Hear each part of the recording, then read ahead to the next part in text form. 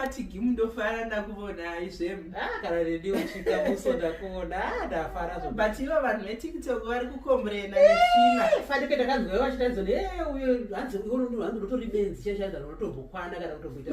Asi veChikamuso asi wewe hazidhoiri kusageza. Vanhu vanotozvitaura wewe ndosingageze Matigimu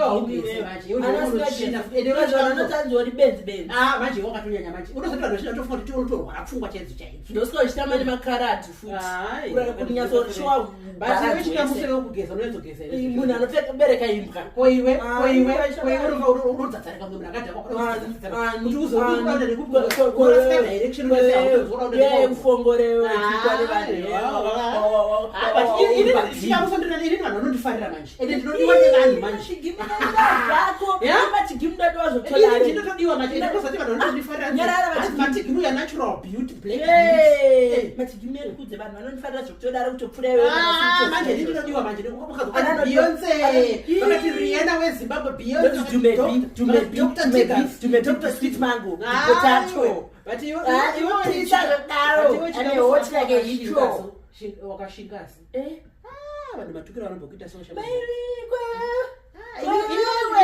Ndinoshurwa zveyo Matigimu unotukwa Matigimu unoudzwa Matigimu. Inini unozozvamunare manje. Chavanoita manje. Aiwa inini ndinonoedza kuti ka black beauty. Ende inini ndinogeza.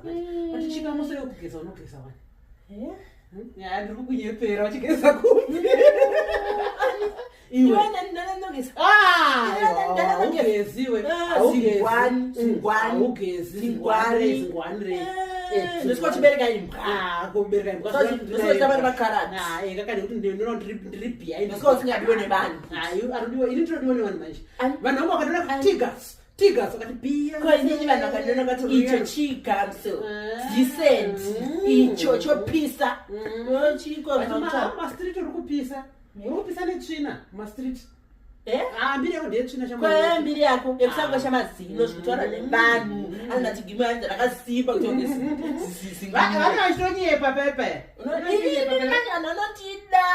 Zvekutodaro vanhu vanotida Matigimu usatombofezva zvako wakazvinyebera. Wakundibhuwa chikudamba mangu. Matigimu batikupisa. Kupisa ndokuwa kuzoisha.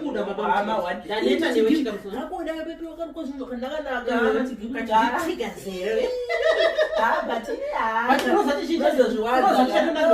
Mdzimu nezvipongo chiwamo kufananza na Beyonce.